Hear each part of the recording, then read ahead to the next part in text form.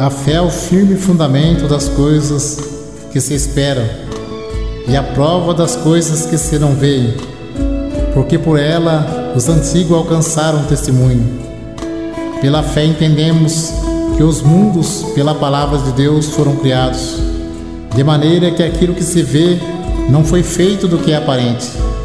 Pela fé, Abel ofereceu a Deus maior sacrifício do que Caim, pelo qual alcançou o testemunho de que era justo, dando Deus testemunho de seus dons, e por ela, depois de morto, ainda fala. Pela fé, Enoque foi transladado para não ver a morte, e não foi achado, porque Deus o transladara, visto como antes da sua transladação alcançou o testemunho de que agradaram a Deus. Sem fé é impossível agradar-lhe, porque é necessário que aquele que se aproxima de Deus creia que Ele existe e que é galardoador dos que o buscam.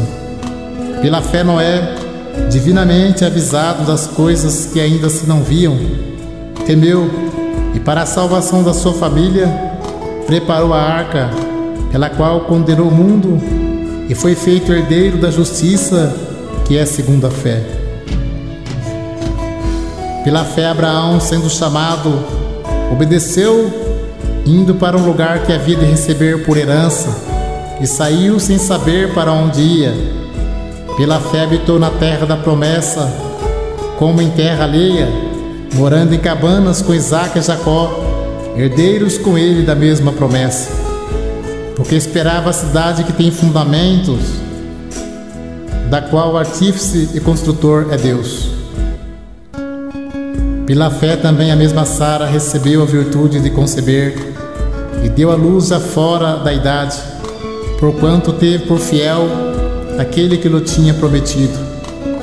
Pelo que também de um, e este já amortecido, descenderam tantos em multidão como as estrelas do céu e como a areia inumerável que está na praia do mar.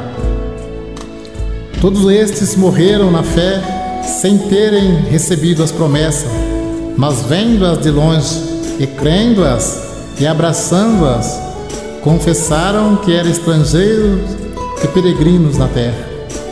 Porque os que isto dizem claramente mostra que buscam uma pátria. E se na verdade se lembrassem daquela de onde havia saído, teria oportunidade de tornar. Mas agora desejam uma melhor, isto é, a celestial.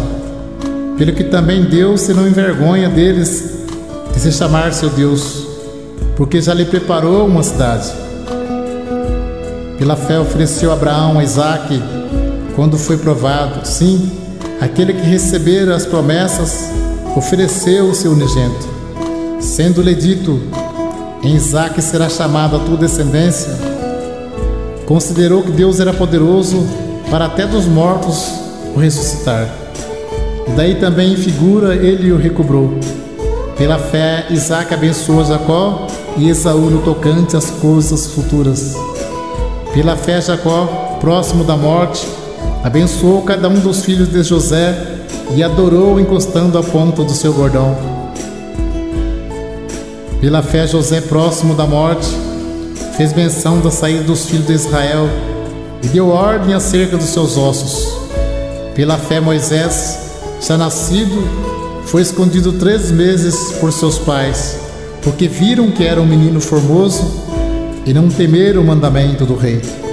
Pela fé, Moisés, sendo já grande, recusou ser chamado filho da filha de Faraó, escolhendo antes ser maltratado com o povo de Deus, do que por um pouco de tempo ter o gozo do pecado, tendo por maiores riqueza o vitupério de Cristo do que os tesouros do Egito, porque tinha em vista a recompensa.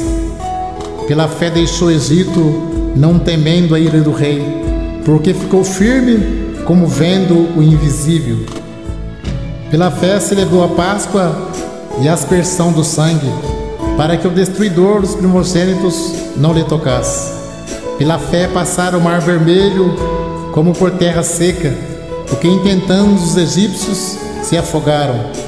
Pela fé caíram os muros de Jericó, sendo rodeado durante 7 dias. Pela fé Raabe, a meretriz, não pereceu com os incrédulos, acolhendo em paz os espias. E que mais direi?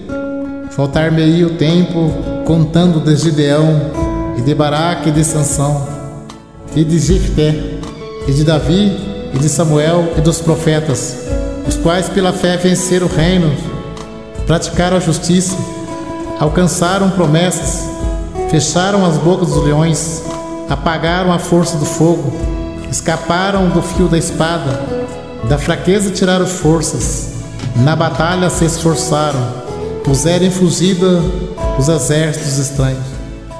As mulheres receberam pela ressurreição os seus mortos.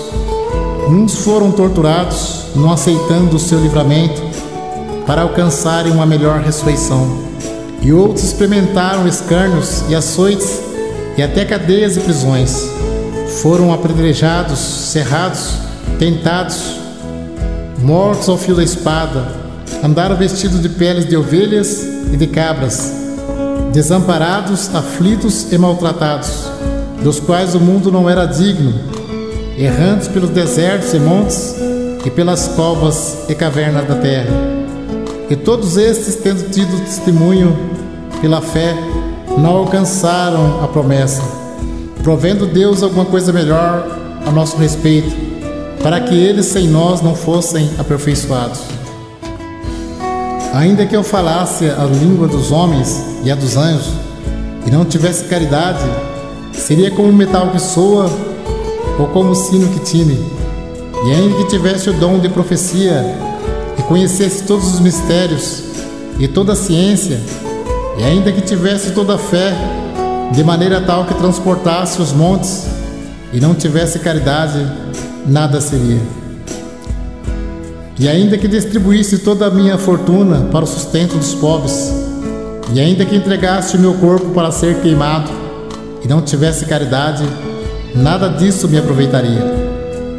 A caridade é sofredora, é benigna, a caridade não é invejosa, a caridade não trata com leviandade, não se ensoberbece, não se porta com indecência, não busca os seus interesses, não se irrita, não suspeita mal, não folga com a injustiça, mas folga com a verdade.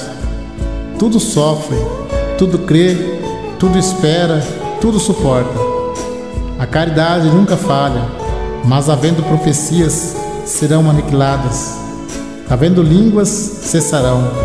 Havendo ciência, desaparecerá. Porque em parte conhecemos e em parte profetizamos. Mas quando vier o que é perfeito, então o que é em parte será aniquilado.